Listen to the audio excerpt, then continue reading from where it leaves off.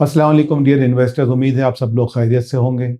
जैसा कि आप सब जानते हैं कि जून के महीने का आगाज़ हो चुका है, जो हमारे फिस्कल ईयर का आखिरी महीना है।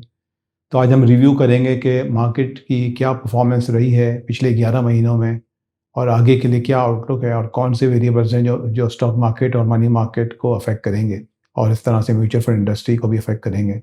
सबसे पहले मैं आपको रिमाइंड करा दूं कि ये आखिरी महीना है टैक्स क्रेडिट लेने के लिए पेंशन फ़ंड पे। तो मैं आप सब लोगों को याद दहानी कराऊंगा कि लकी इस्लामिक पेंशन फ़ंड जो है उसमें आप इन्वेस्टमेंट करें, और 20% up to 20% of the taxable income आप इन्वेस्ट करके टैक्स रिबेट ले सकते हैं।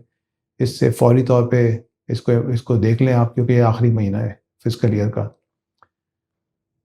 केसी 100 इंडेक्स और KMI 30 इंडेक्स की हम बात करते हैं तो ये माशाल्लाह से थर्ड ईयर कंसेक्यूटिव है जो बड़े रोबस्ट रिटर्न रहे। हमने 2024 में फिस्कल ईयर में देखा कि KMI 30 ने ऑलमोस्ट 79% का रिटर्न दिया था। 2025 फिस्कल ईयर जो जून 30 2025 को ख़त्म हुआ उसमें तकरीबन 46% का रिटर्न दिया था। और जो 11 महीने इस साल के हो चुके हैं उसमें भी माशाल्लाह से 35.5% का रिटर्न है। और अप्रैल का महीना और मई का महीना रिकवरी का महीने रहे हैं। जो मार्केट ने जनवरी फरवरी मार्च में अपने जो नेगेटिव रिटर्न्स शो किए थे, उसके बाद अप्रैल और मई में पॉजिटिव रिटर्न्स रहे हैं। और ये सारी दुनिया की मार्केट्स के लिए मई का महीना पॉजिटिव रिटर्न वाला महीना रहा है। और उसकी बुनियादी वजह यह है कि there is a increasing expectation कि जो US ईरान की जो वॉर है वो एक सेटलमेंट की तरफ जा रही है। सीज़ फायर भी काफ़ी हद तक हो चुका है और अब फाइनल एग्रीमेंट हो जाएगा, जिसके बाद ये वॉर जो है अपने एंड पे आ जाएगी। इसका रिफ्लेक्शन हमने इंटरनेशनल ऑयल प्राइसेस पे भी देखा है, जो कि इस वक्त 90 टू 95 के बैंड में ब्रेंट चल रहा है, जो कि हमने देखा था कि 120 का डॉलर का हाई भी इसने बनाया था।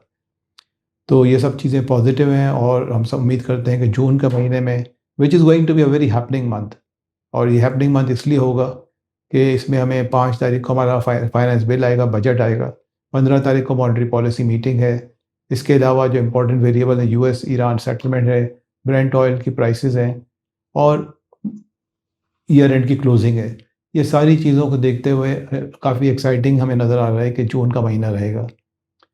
अब हम मैक्रोस की तरफ से आते हैं तो इन्फ्लेशन का डेटा हमने देखा है कि पिछले महीने इन्फ्लेशन जो था 10.89% था, और अप्रैल के महीने में, और मई का इन्फ्लेशन जो कि हम उम्मीद करते हैं कि आज या कल में अनाउंस हो जाएगा, that is expected to be 11.5%।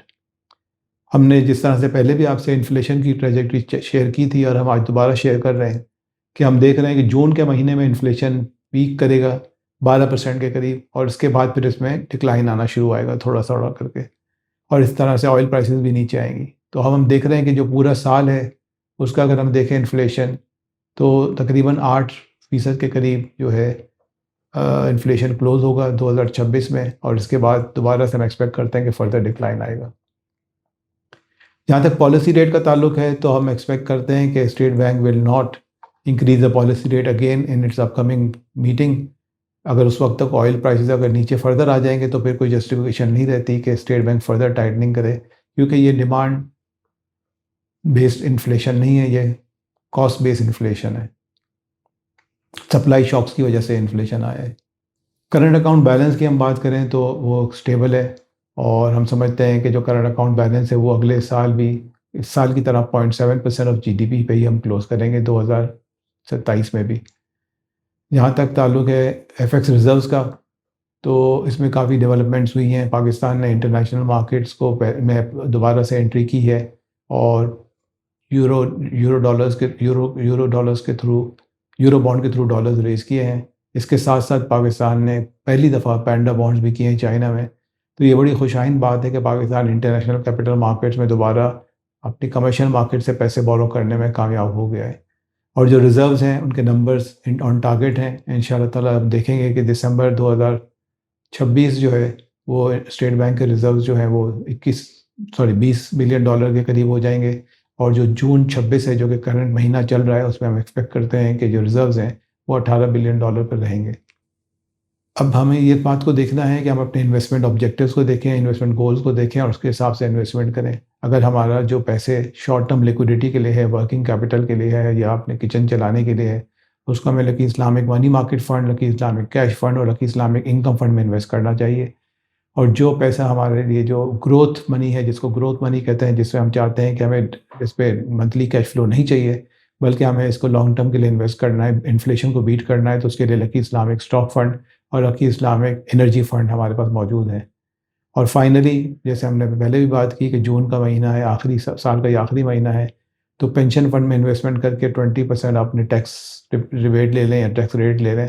ये बड़ी अच्छी अपॉर्चुनिटी है और पेंशन की जो प्रोडक्ट है, उसको मैं आप सब लोगों से गुजारिश करूँगा कि उसको फुल यूटिलाइज़ करें।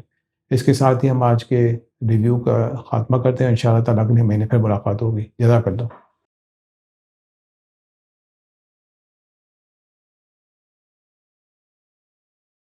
म्यूचुअल फंड्स में सरमायाकारी के नताइज मार्केट के हालात पर मुनसर हैं। सरमायाकारी की पॉलिसी और रिस्क को बखूबी समझने के लिए ऑफरिंग दस्तावेजात का मुताला